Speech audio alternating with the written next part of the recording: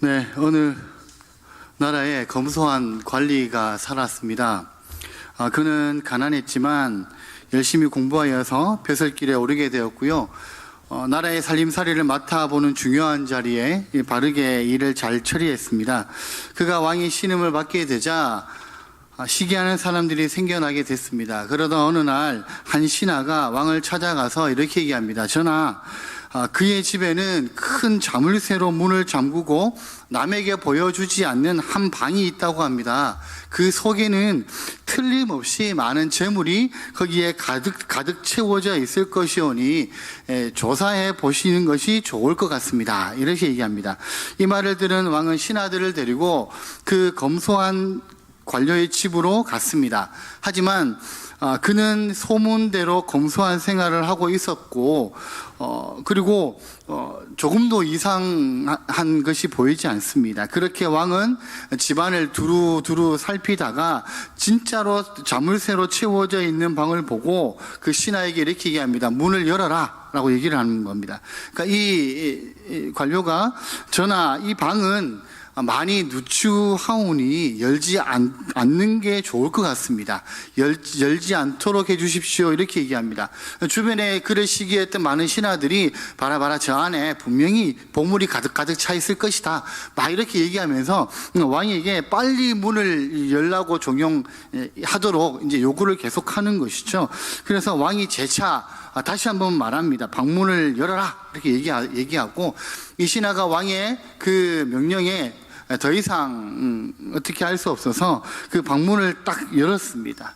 그런데 그 방 안에 딱 들여다본 왕과 신하들이 깜짝 놀랄 수밖에 없었습니다. 왜 그러냐 하면 그 방 안에는 헌옷 한 벌만이 상위에 올려져 있었기 때문입니다. 왕이 그 신하에게 묻습니다. 이 용도가 무엇이냐? 이렇게 물었습니다. 그러니까 그 검소한 신하가 뭐라고 얘기했겠습니까? 지금 저는 벼슬자리에서 행복하게 잘 살고 있습니다. 그런데 가끔 분에 넘치는 헛된 마음이 생길 때가 있습니다.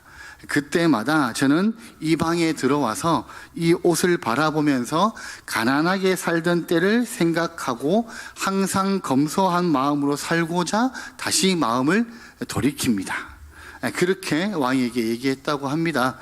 여러분, 처음 마음을 잊지 않는 것이죠. 처음 자기가 관료 신하 그 벼슬 자리에 가기 전에 어떻게 살았고 어떤 모습이었는지를 잊지 않는, 그렇게 잊지 않기 위하여서 그런 방법들을 만들어 놓은 것이었습니다. 저는 오늘 우리가 믿음으로 삽니다. 우리는 믿음으로 삽니다라고 얘기하면서도 가끔씩 왜 이렇게 믿음이 없는 사람처럼 우리가 살아가는지에 대해서 함께 말씀을 나누려고 합니다.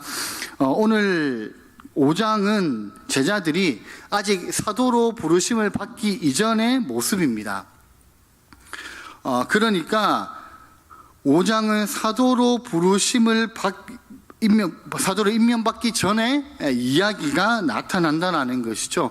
오늘 5장에서는 5장의 말씀을 보시면 구구절절 우리가 예수님을 믿을 때의 처음 모습을 보여주는 듯합니다. 우리는 오늘 5장의 제자들을 보면서요, 이런 생각을 가졌으면 좋겠습니다. 우리도 처음에는 저랬는데, 그런 생각을 우리가 하게 되었으면 좋겠습니다. 그래서 오늘 설교 제목이 뭔지 아십니까? 처음에는 이랬다 입니다. 그렇다면 이 제자들의 처음은 어땠을까요?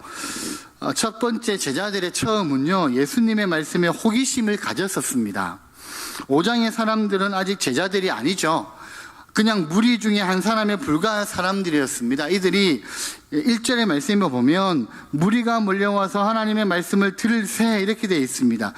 예수님께서 게네사렛 호숫가에 서서 말씀을 전할 때 무리가 모여서 하나님의 말씀을 듣고 있었다라는 것이죠. 그 안에는 제자들도 있었다라는 말씀입니다.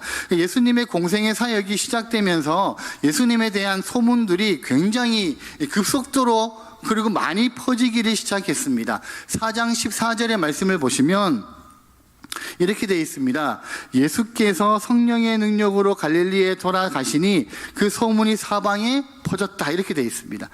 예수님께서 더러운 귀신 들린 사람을 고쳐주시고 각종 병든 사람들을 고쳐주시자 사람들의 호기심과 기대감을 가지고 예수님께로 몰려들기를 시작했다라는 거예요. 우리가 예수님의 어떤 삶을, 3년의 공생애의 삶을 좀 이렇게 분배해서 얘기한다면 지금 요때가 예수님이 인기 있을 해라는 겁니다. 예수님의 인기가 점점 높아져 가고 있을 그때라는 것이죠. 사람들이 예수님에게로 몰려들기를 시작했습니다.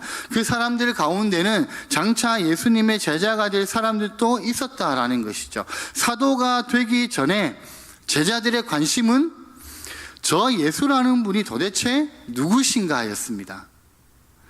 그들은 예수님 자체가 너무 궁금했다라는 거예요. 그러니까 저 예수님이 어떤 일을 행하신 분이시고 저 예수님이 도대체 어떤 분이시야 라는 게 그들이 너무 궁금했다라는 겁니다.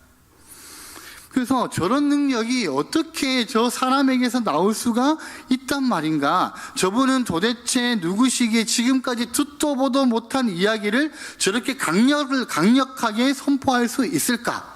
이런 생각을 하는 것이 제자들이 되기 전에, 사도가 되기 전에 그들의 모습이었다라는 겁니다. 그런데 바로 그 궁금증 때문에 그들은 예수님의 말씀을 사람의 말이 아니라 하나님의 말씀으로 들었다라는 것이죠.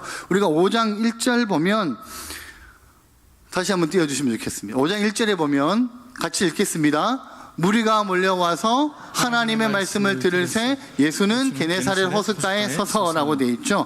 여기서 누구의 말씀을 들을새라고 되어 있습니까? 하나님의 말씀을 들을새라고 되어 있습니다. 그들은 그 말씀 자체가 목적이었다라는 것이죠. 제자가 되기 전에 그들은요, 그 말씀 자체를 순수하게 그냥 받아들이는 자들이었습니다.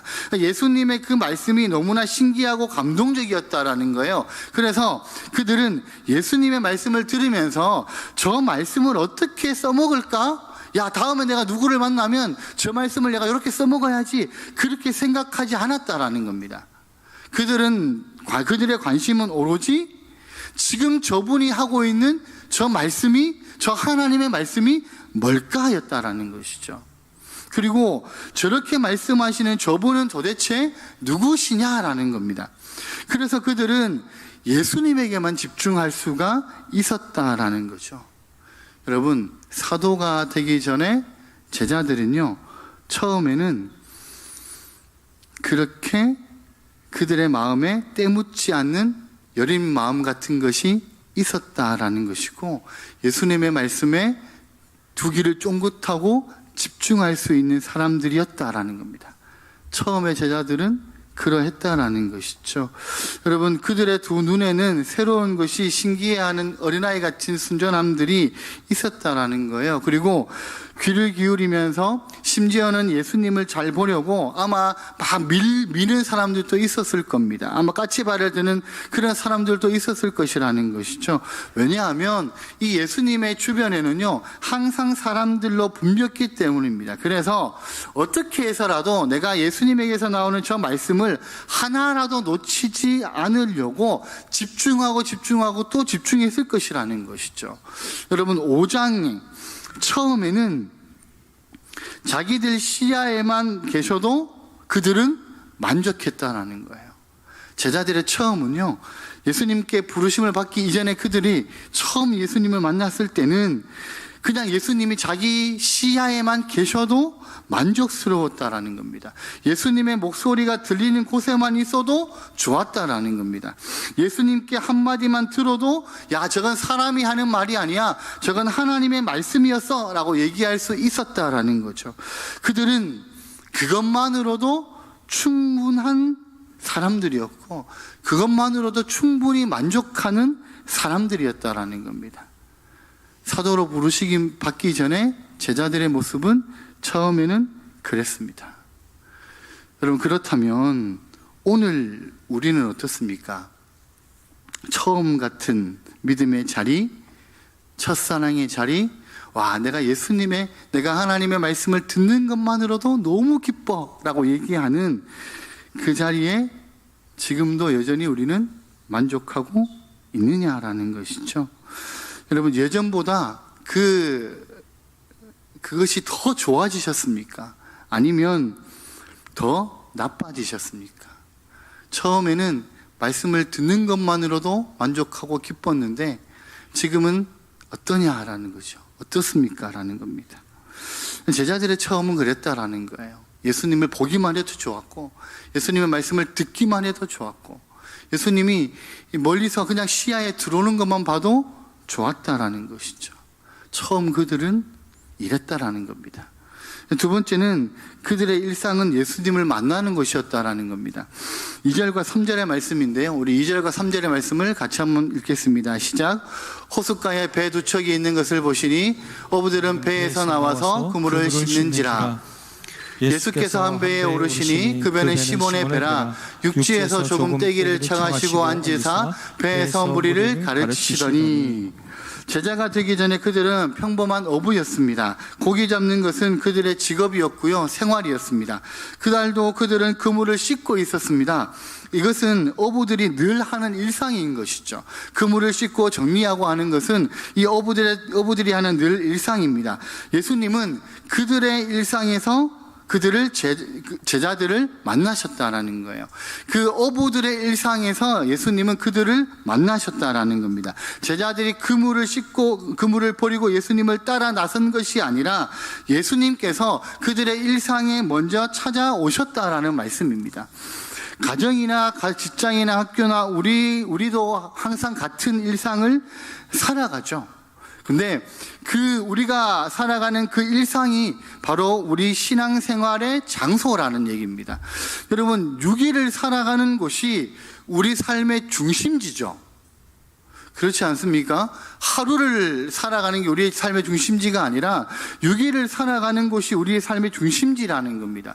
여러분, 교회를 너무너무 좋아하시겠지만 교회를 좋아하셔도 일주일에 하루 혹은 이틀 혹은 많이 오면 3일, 물론 새벽 기도로 계속 나오시는 분도 계시겠지만 우리의 삶이 잠시 머무는 곳이 교회라는 것이죠. 물론 우리가 교회에서도 은혜를 받고 또 예수님을 만나기도 하지만 우리의 삶의 중심지가 예수님을 만나는 곳이 되어야 된다는 겁니다. 우리가 살아가는 그 일상에서 우리가 하나님을 만나는 인생이 되어야 된다는 것이죠. 3절이 이것을 우리에게 증거하는데요. 3절을 다시 한번 읽어보겠습니다. 성경을 보겠습니다. 시작. 예수께서 한 배에 오르시니 그 배는 시몬의 배라. 육지에서 조금 떼기를 청하시고 앉으사 배에서 무리를 가르치시더니. 자, 그러니까 예수님께서 아주 의도적으로 누구의 일상에 찾아가신 거예요? 시몬의 일상인 배로 찾아가신 겁니다. 왜냐하면 예수님이 시몬을 만날 필요가 있었기 때문이라는 것이죠. 베드로와 예수님과의 첫 만남은요, 이렇게 시몬의 일상이었던 그의 배에서 예수님과의 첫 만남이 시작이 되었습니다. 그런데 3절의 이 장면을 읽다 보면 우리에게요, 뭔가 모를 기대감과 안정감을 느끼게 해준다는 것이죠. 시몬의 배에 앉아 계신 예수님도 편해 보이시고, 물론 성경에는 기록이 되어 있지 않습니다. 예수님이 앉으셨는데 편하게 앉으셨다 이렇게 기록이 되어 있질 않지만 그렇게 우리가 생각할 수 있는 것이죠. 그려볼 수 있다는 겁니다. 자, 예수님이 편하게 앉으셨고요, 그런 예수님을 바라보고 있는 시몬도 좋았습니다. 왜 그렇습니까? 그때는 예수님을 보는 것만으로도 좋았거든요. 그런데 8장은 전혀 다릅니다. 그럼 8장에 가시면 제자들과 예수님이 함께 풍랑이 있는 바다를 지나가는 장면이 나타나거든요. 자, 8장에 보시면 8장에서도 예수님이 배에 계셨지만 8장에 나타나는 그 예수님을 제자들이 못 믿어하는 장면이 나타납니다. 못마땅해 하는 것이죠. 8장에서는요, 예수님이 자기들 곁에 계시는 것만으로 성이 차지 않습니다. 그래서 고물에서 주무시던 예수님을 제자들이 막 흔들어 깨웠던 것이죠. 여러분, 5장이나 8장이나 예수님께서 그들 곁에 계신 것은 똑같습니다. 근데 그 내용은 전혀 다르다는 것이죠. 5장의 일상은 말 그대로 평상시의 일상입니다. 그냥 평온한, 그냥 매일매일 살아가는 조용하고 평화롭고 문제가 없는 일상입니다. 근데 8장의 일상은요, 제자들과 예수님이 배를 타고 이 갈릴리호수를 지나갈 때 광풍이 이는 장면이 나타나거든요. 안정이 깨지고 뒤집어지는 장면이라는 것이에요. 광풍이 그들의 일상을 뒤덮었다라는 겁니다. 그러자 이 제자들이 어떻게 변합니까? 믿음도 뒤집어지게 되는 것이죠. 그래서 5장이든지 8장이든지 여전히 예수님이 그 배에 함께 계심에도 불구하고, 그리고 거기서 계속 그들을 만나고 있었음에도 불구하고 8장에 나오는 사도로 부르심을 받아 제자의 삶을 살아가기 시작한 그들은 마치 예수님을 만난 적이 없는 사람들처럼 행동하더라는 것이죠. 근데요, 8장에 나타나는 제자들의 모습이 처음부터 그랬던 것은 아니었다라는 겁니다. 그들의 처음 모습은 5장에 나타나는 안정되고 침착했던 사람들이었습니다. 근데 왜 그랬을까요? 여러분, 우리가 일상에서 예수님을 만나는 것이 이런 것이라는 거예요. 무슨 말이냐 하면, 우리가 6일 동안 예수님에게는 전혀 관심이 없이 살다가요, 주일날 예배에 참석하는 것과 6일 동안 우리가 가정이나 직장이나 학교에서 예수님이 우리에게 주시는 말씀들을 기억하고 기도하고 우리가 주일에 들었던 말씀들을 생각하면서 살다가 또 주일날 예배에 참석하다 보면 그 은혜의 정도가 완전히 다르다라는 것입니다. 그 은혜를 확실하게 느낄 수 있는 사람이 6일 동안 일상에서 예수님을 만나는 사람인 것이죠. 여러분, 오늘의 하나님을 만나는 사람, 그들에게 하나님의 은혜가 주어지는 것입니다. 그냥 일상에서는 내 마음대로 살아가다가 내가 생각하는 대로 막 살아가다가 주일날 됐을 때 오늘 주일이니까 교회를 안 가면 안 되겠지, 그리고 교회에 와서 앉아 있는다고요 우리가 하나님의 은혜를 마음껏 누릴 수가 없다라는 것이죠. 일상을 예수님과 함께 동행하면서 우리가 예수님을 기억하고 말씀을 기억하고 오늘의 하나님을 만날 때, 주일 우리가 예배로 나와왔을 때 하나님이 부어주신 은혜를 훨씬 많이 우리가 누릴 수가 있다라는 겁니다. 여러분, 근데 많은 사람들이 하나님의 은혜와 복음 받고는 싶어 하면서도요, 이렇게 살아가는 것에는 관심이 없습니다. 삶이 너무 바빠서, 내가 할 일이 너무 많아서 예수님 기억할 시간도 없고 예수님과 기대할 시간도 없고 예수님의 말씀을 내가 볼 시간도 없어요. 그렇게 얘기하다가요, 결국에는 늘 허기진 삶을 살아가게 된다는 것이죠. 여러분, 그것은 하나님의 은혜가 짧아서가 아니고 하나님의 은혜가 힘이 없어서도 아니라는 겁니다. 그것은 무엇 때문이냐 하면 내가 그렇게 안 하는 것이 문제라는 것이죠. 내가 6일의 삶을 일상에서 살아가면서 하나님이 없는 것처럼 살아가는 게 문제라는 겁니다. 내가 6일 동안 일상의 삶을 살아가면서 하나님과 교제하는 시간들을 안 가지는 게 문제라는 것이죠. 하나님이 은혜가 없어서, 하나님의 사랑이 없어서, 하나님의 힘이 없어서 우리에게 은혜를 안 주시는 게 아니라는 겁니다. 내가 그렇게 안 하기 때문이라는 것이죠. 여러분, 하나님을 만나는 일에 별 생각이 없는 사람에게는 하나님이 아무것도 주고 싶은 마음이 안 느껴지실 것이라는 거죠. 여러분, 우리의 삶은 어떠냐라는 거예요. 제자들은요, 일상에서 예수님을 만났었습니다. 그들이 고기를 잡는 배에서, 그물을 깃는 그곳에서 예수님을 만나는 것으로 만족했다라는 것이죠. 그런데 지금은 일상에서 우리가 예수 그리스도를 만나고 있느냐라는 겁니다. 하나님은 우리의 보조자가 아니죠. 우리가 뭔가를 하고 싶을 때 옆에서 그냥 도와주시는 그냥 보조자가 아니시라는 겁니다. 하나님은 매일매일 일상에서 우리를 만나고 싶어 하시는 분이시거든요. 제자들은 그랬다라는 거예요. 제자들은 사도로 부르심 받기 전에 그들은 팔장의 광풍이 이는 그 바다에서 믿음이 뒤집어지기 전에, 그 이전에 5장에서 나타났던 제자들은 예수님과 일상에서 만남만으로도 그들은 만족하는 제자들이었다라는 것이죠.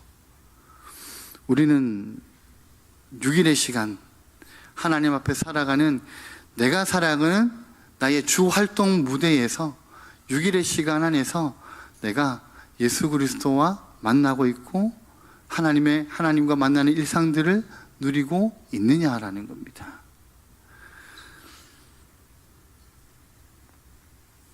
그런 모습들이 회복되어지는 은혜가 우리에게 있기를 소망합니다. 세 번째는요, 예수님의 말씀을 자기 믿음으로 가져왔다라는 겁니다.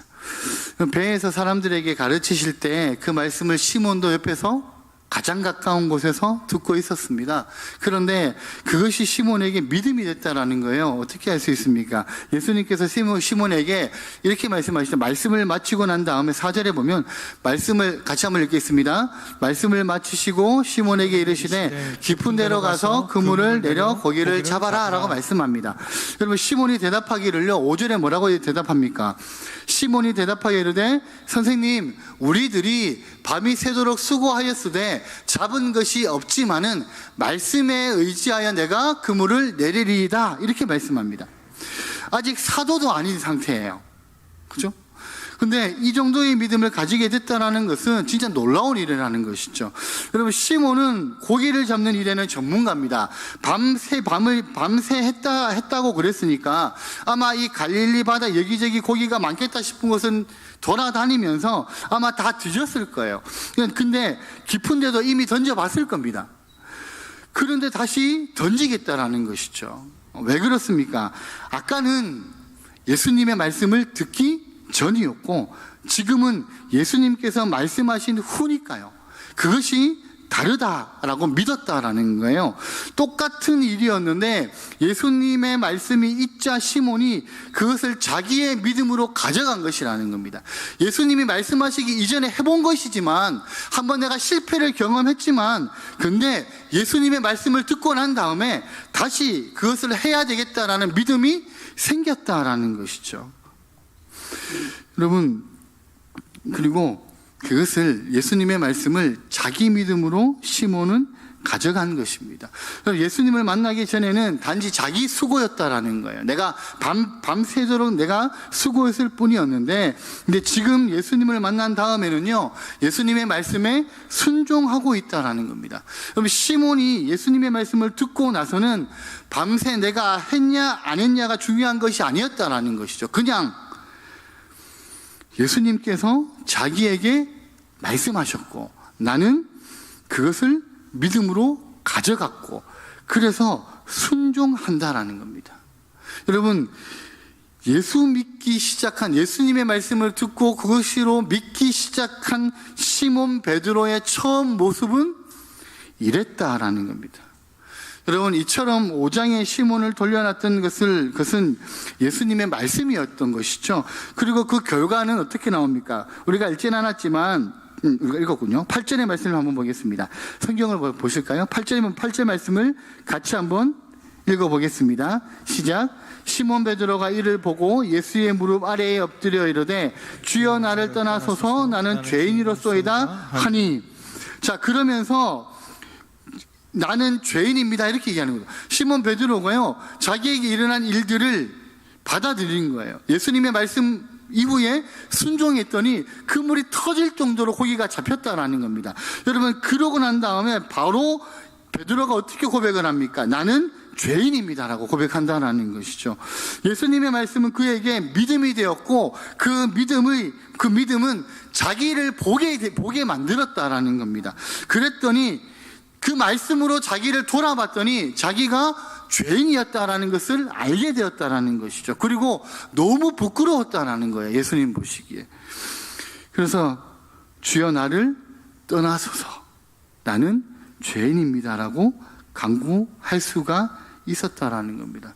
여러분, 지금 이것이요, 오래 믿은 모습이 아니라는 것이죠.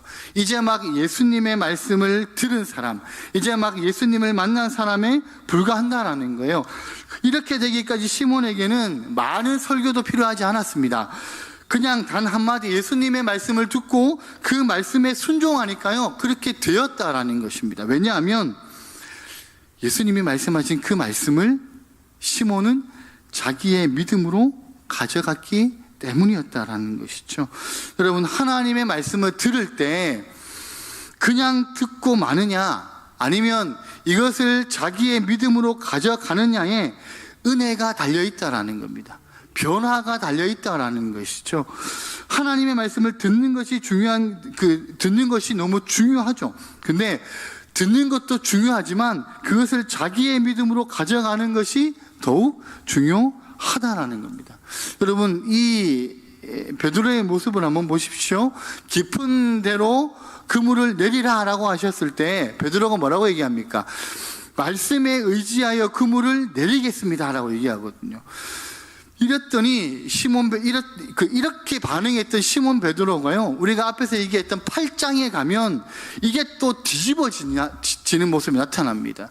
8장에 그 풍랑이 있는 바다에서 예수님은 주무시고 계시고 제자들이 아무리 노력해도 어떻게 할 수가 없는 상황이 생기니까 예수님을 막 흔들어 깨우죠.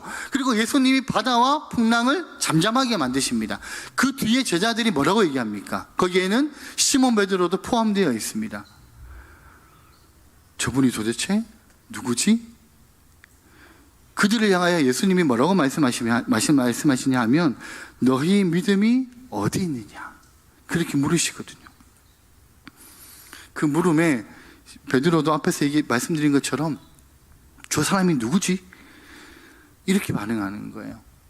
여러분, 풍랑이 그들에게 닥쳐왔던 이 8장에서 그들이 만난 배에서의 풍랑이 5장에서의 믿음을 송두리째 흔들어 버렸기 때문입니다. 그래서 8장에서는요, 저 사람이 도대체 누구지? 이렇게 반응하게 되는 것이라는 것이죠.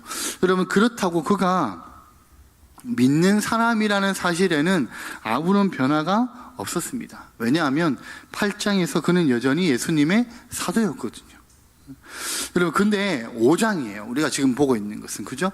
사도가 되기 이전에, 제자가 되기 이전에, 제자로 부르심을 받기 이전에 어부였지만 오히려 믿음의 결단을 내리고 예수님의 말씀을 자기의 말씀으로 가져가 왔던 사람이 시몬 베드로였다라는 겁니다. 여러분, 우리를 긴장시키고 우리를 심각하게 만드는 것이 바로 이것이죠. 5장에서 믿음이 8장에서 흔들릴 수 있다라는 거예요. 믿는 사람과 믿음이 있는 사람은 다를 수 있다라는 겁니다. 여러분, 사실을 분명히 우리가 알아야 된다라는 것이죠. 우리가 믿음을 믿는 사람이긴 하지만 오늘 매일매일의 삶의 여정 가운데 믿음이 있는 사람으로 우리는 살아가야 된다라는 거예요. 이전에 가졌던 믿음이 우리에게 주어지는 여러 가지 광풍과 두려움과 어려움을 인하여서 우리가 거기에 흔들리면 안 된다라는 것이죠. 믿는 사람이긴 하지만 믿음이 없는 사람이 아니라 믿음이 있는 사람이어야 된다라는 것이죠. 여러분, 제자들의 모습, 시몬 베드로의 모습은 5장에서는 그랬다라는 거예요. 처음에는 예수님을 처음 만났을 때는 그랬다라는 겁니다. 여러분, 우리는 어떠냐라는 것이죠. 우리는 예수님을 만나고 예수님 만난 이후에 우리의 삶이 여전히 믿음을 믿는 사람이긴 하죠. 근데 지금 현재 상태에서 내가 믿음이 있는 사람이냐, 아니면 믿음이 흔들리고 있는 사람이냐, 그게 우리에게 더욱 중요하다라는 겁니다. 믿는 사람, 그러니까 그냥 믿는 사람으로서 끝이 아니라 믿음이 있는 사람으로 오늘의 삶을 살아가시는 우리 성도님들의 삶이 되시기를 예수님의 이름으로 축복합니다. 여러분, 결론인데요, 처음에만 그러면 이러고 말아야 하느냐라는 것이죠. 제자들이 예수님을 처음 만났던 그 처음에만 그렇게 반응했어야 되느냐라는 겁니다. 그럼 만약 예수님께서 우리에게요, 너희 믿음이 어디 있느냐라는 질문을 우리가 처음 예수님을 믿었을 때 들었다면 다행이죠. 그렇죠? 우리가 믿은 지 얼마 안 됐을 때는. 근데 지금 8장에 나타나는 이 제자들처럼 풍랑의 위기에 있을 때 너희의 믿음이 어디 있느냐라고 물으셨는데 우리가 아무런 대답도 못하고 기회를 놓치고 만다면 여러분, 우리가 예수님께 너무 부끄럽지 않겠습니까? 그래서요, 우리는 오늘 다시 한번 우리에게 이렇게 자기 스스로 다져야 된다는 겁니다. 뭐냐 하면 같이 한번 따라해 보겠습니다. 지금이 처음이다. 이 순간이 처음이다. 처음에는 그랬지라는 것을 접어야 된다는 거죠. 야, 내가 처음에는 그랬지. 내가 예전에는 그랬지. 내가 처음에 예수님 만났을 때 내가 진짜 열심히 믿었지. 내가 처음에 예수님 만났을 때 내 신앙이 진짜 많이 자랐었지. 내가 처음에는 내가 목숨까지도 예수님께 드릴 수 있는 사람이라고 고백했었지. 이게 아니라는 것이죠. 지금이 처음이라는 거예요. 지금 내가 그렇게 고백할 수 있어야 되고요. 지금 내가 그러하겠습니다 라고 우리가 지금 얘기할 수 있어야 된다는 겁니다. 옛날에 내가 그랬어 라는 말은요, 이 말하고 똑같습니다. 우리 집에 금송아지 10마리 있다. 똑같은 거예요. 그러니까 무슨 말입니까? 처음엔 그랬다, 예전엔 그랬다, 그게 아니라 하나님 앞에서 지금 내가 그런 삶을 살아가고 있다. 그렇죠? 우리의 목적은요, 우리를 바라보시면서 웃고 계실 그 하나님 앞에 우리가 나아가는 것이라는 것이죠.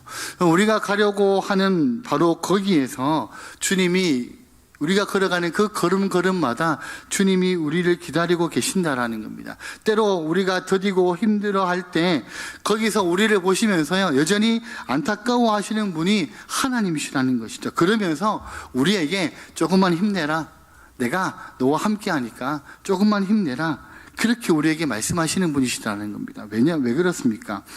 우리가 가는 이 길이 낯설고 힘든 길이기 때문입니다.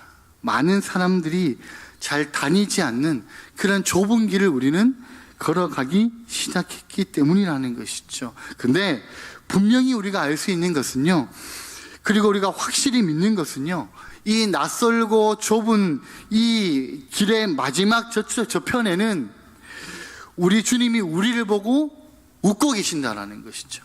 우리가 그 길의 모든 시간들을 마쳤을 때 하나님이 우리를 보고 웃으시면서 우리를 반겨주실 것이라는 겁니다. 그렇기 때문에 옛날에 내가 그랬다, 처음에 내가 그랬다, 이 신앙이 아니라 지금 내가 그렇다, 지금이 처음이다, 그렇게 하나님 앞에서 고백하는 믿음의 삶을 살아가게 될 때 하나님께서 우리에게 그 걸음을 잘 걸어갈 수 있도록 은혜를 내려 주실 것이라는 겁니다. 옛날에 그랬습니다, 나도 옛날에 그랬습니다, 나도 옛날에 다 해봤습니다, 이게 아니라 지금 내가 그렇게 합니다. 지금이 내 신앙의 처음입니다. 지금 내가 예수 그리스도를 고백합니다. 그렇게 하나님 앞에서 믿음의 삶을 고백하시는 우리 모든 성도님들의 삶이 되시기를 예수님의 이름으로 축복합니다.